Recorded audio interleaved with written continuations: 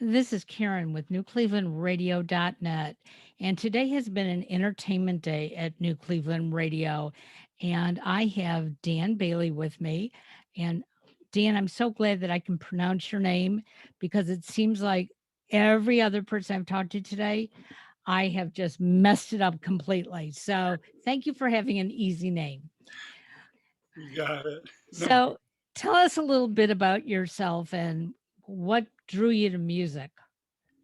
All right. Well, I came from a very musical family. My parents are South African, and my godfather was from Nigeria. So growing up, I was always surrounded by music. Early on, all my siblings we were all learning to play guitar and drums and things really young, around like 8, 9, 10, and I started writing songs around the age of 12. And at that same time, I started learning djembe, West African drumming with my godfather, Baba Olatunji. And I ended up, really just taking to it, and it just really stuck with me. And my mom was a African dance teacher, and so she asked me to start training drummers for her live, dance classes. And um, yeah, that's pretty much how it all got started. Wow. Yeah, through the fam.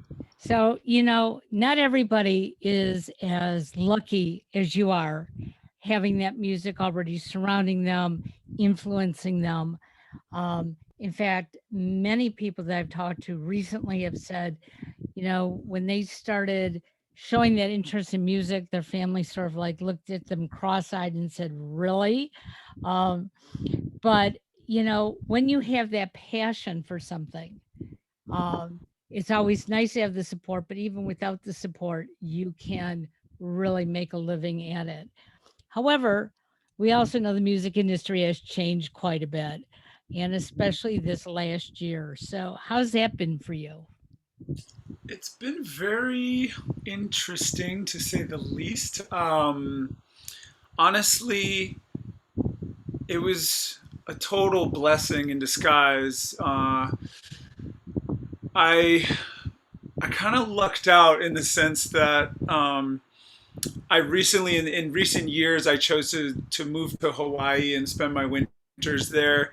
And so when everything sort of hit and lockdowns began and the whole situation started unfolding, it was literally the day before the lockdown, March 31st, 2020. I moved to Kauai, and I went to this little jungalow by the beach and had kind of an idyllic experience where I could really focus on. I was mixing the record that we're putting out this month, and I was writing new songs, and I was just in a flow of doing yoga and going surfing. And luckily in Hawaii they consider surfing essential, so they never shut Okay. that down.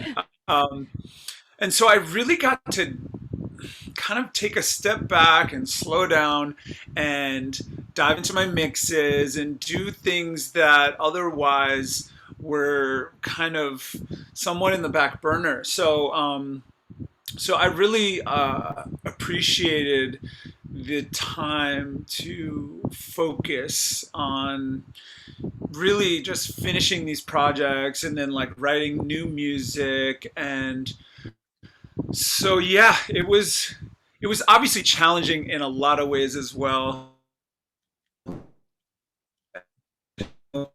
All the live shows being shut down and finding ways to continue making a living as a musician. I Sure. started doing online Zoom lessons and stuff like this, and doing online concerts, and it really, it's just not the same energy. I really love being in a room or just in a space with people and creating music, and having that sort of live presence is really something special. Well, there's nothing like live music. I mean, um, I have my husband loves going to concerts, and here in the Cleveland area, concerts are very, very expensive, especially if they're in big venues.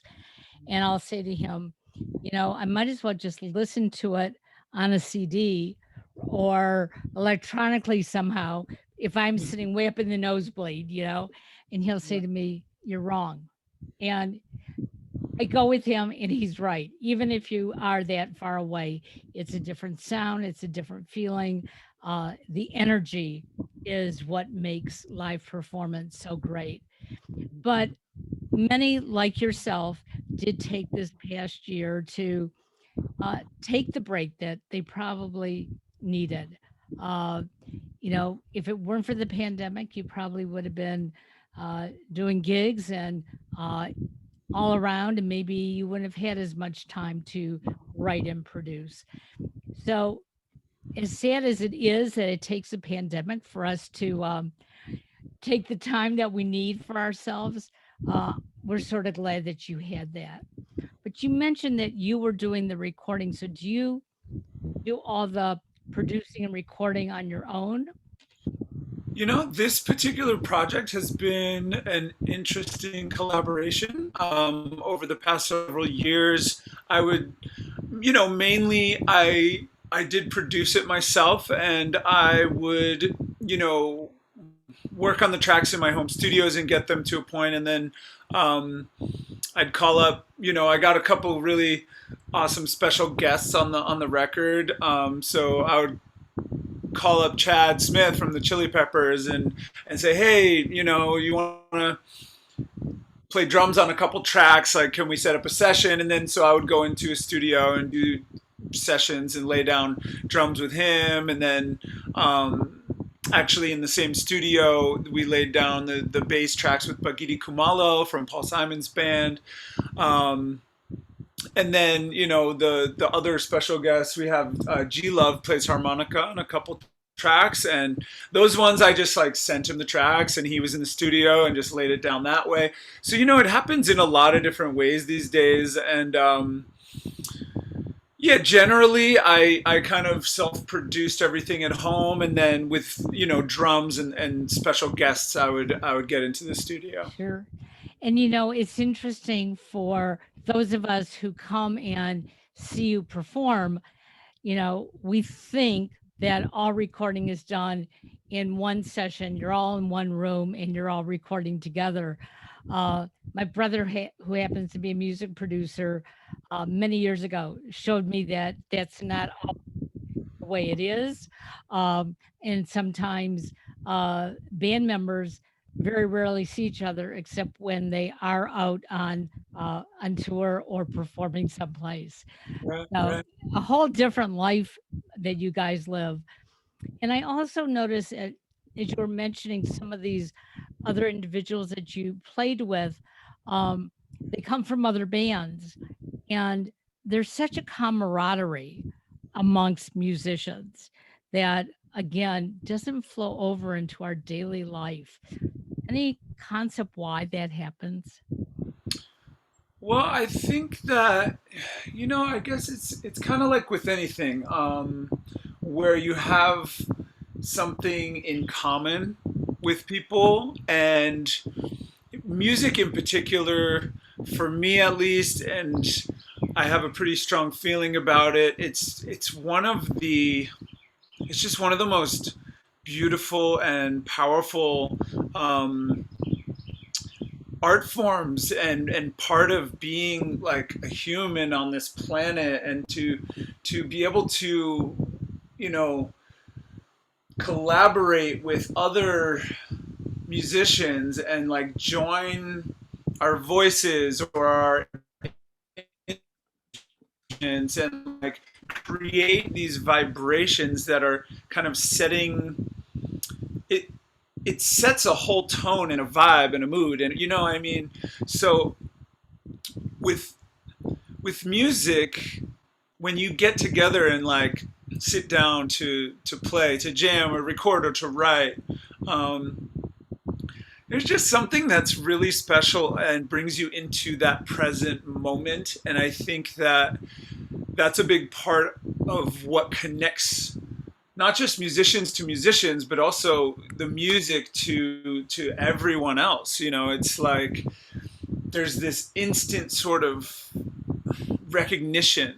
You know, especially I noticed this with the we do a lot of African drumming, djembe, and when we play those drums, there's something very ancient and primal about it. And I mean, I've seen people just kind of like the minute I start to hit the drum, the energy in the room changes, you know, and people who maybe didn't know they had any connection to this type of music or this instrument immediately have like a primal response and just like, oh, the energy shifts. And, you know, in a lot of cases, people get really inspired by that. And that's just a part of what makes it all worth it and makes it so much fun and creates this camaraderie between musicians and then the fans and the whole, you know, the whole thing. Well, and it's interesting because prior to doing these type of podcasts, if anybody would have said to me, what kind of music do you listen to? I probably would have said rock and roll because that's my generation. Or I would have said something like the Great American Songbook because that's what my parents listened to. And as I started doing these, I started realizing that, wow, there is so much more out there than what I typically listen to. And so I'm so glad to bring on individuals like yourself so that people can get a taste of different music. And I have a friend who is a percussionist, and he also introduced me to a lot of tribal sounds. And when he told me he was going to do this, I looked at him like, don't bother. I have no interest. And he said, just sit down. I want you to listen to a few things. And I did. And it was like, well, I never would have picked this out for myself to listen to. But having that opportunity, I mean, it just enriches us. And so I can see how you can connect to your audience because maybe it's a surprise for them that this is, something that they really, really like. So tell me about this new release. What is so special about it? Well, it really is the culmination of a lot of, time, energy. You can only imagine how many decisions and how many things from the inspiration of the song to the writing of the song to the recording, the producing, the, all the sessions. So it represents, a lot of energy, I guess.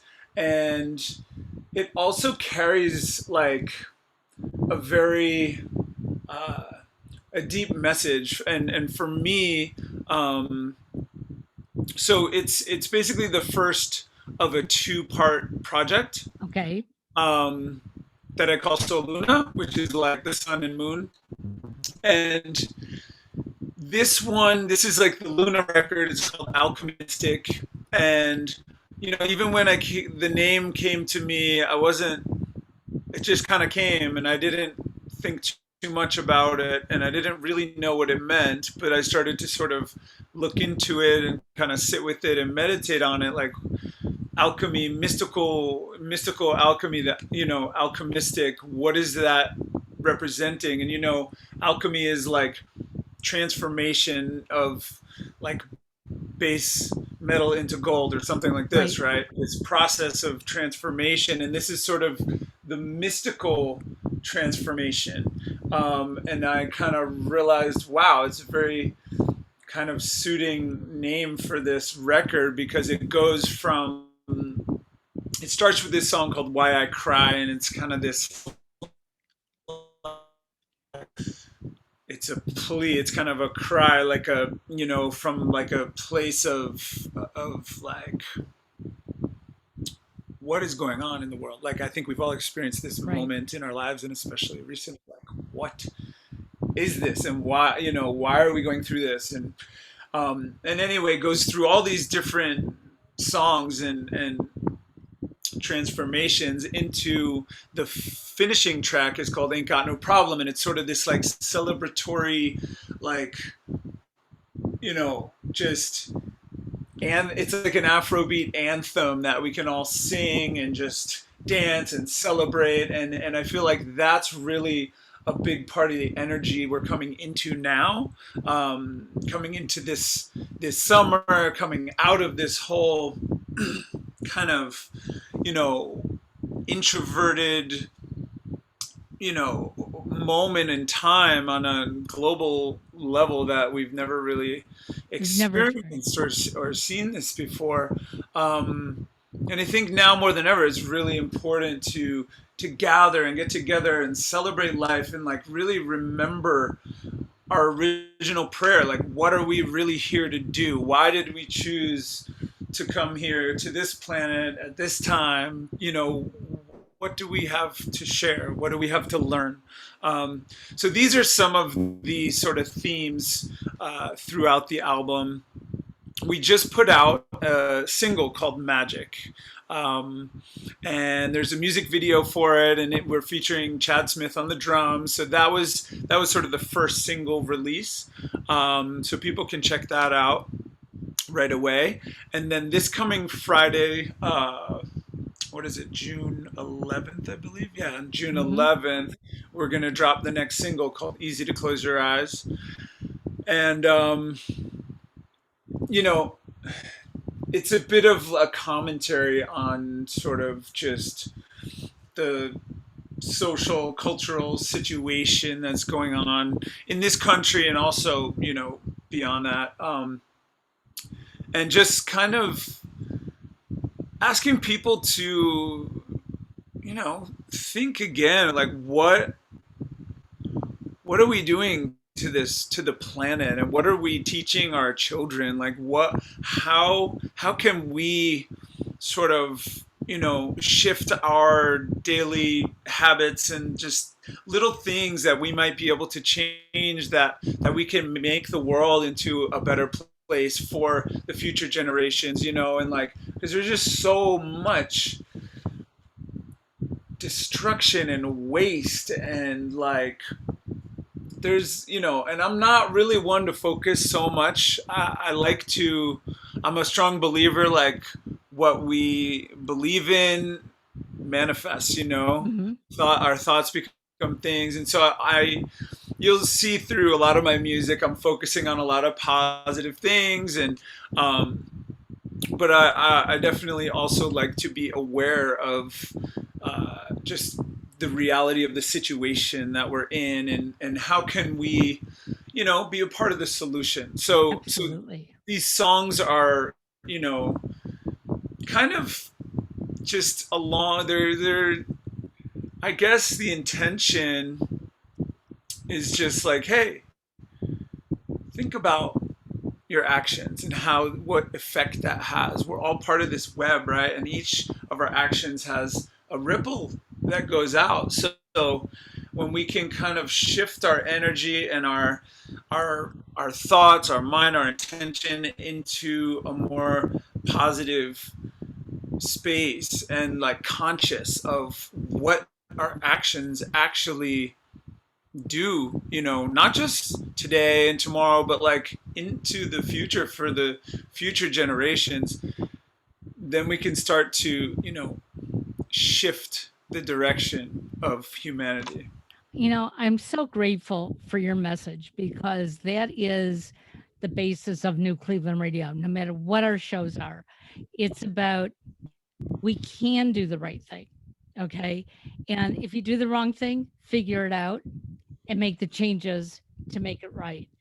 And uh, in the middle of starting this station, um, my sister in law is very much into composting.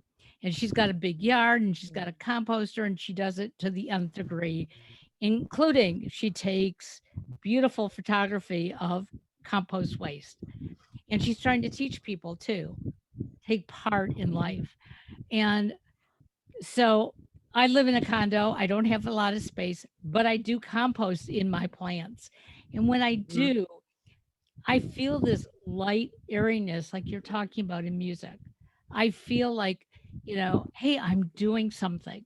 And I may never see the result of it, but You know, if I can make the ground out there much better and reproduce better, hey, I've done something for future generations. So Yep. your message, I mean, just like has hit me hard, um, because prior to this year, I think a lot of us knew there were things that we should do differently, but we were caught up in that rat race. And maybe between Mhm. your music and having this past year to do a lot of thinking, maybe we can make this just a better, more beautiful place than it has been in the past. So, I agree. Mhm. so something new is coming out this week, right? In the name, Yeah.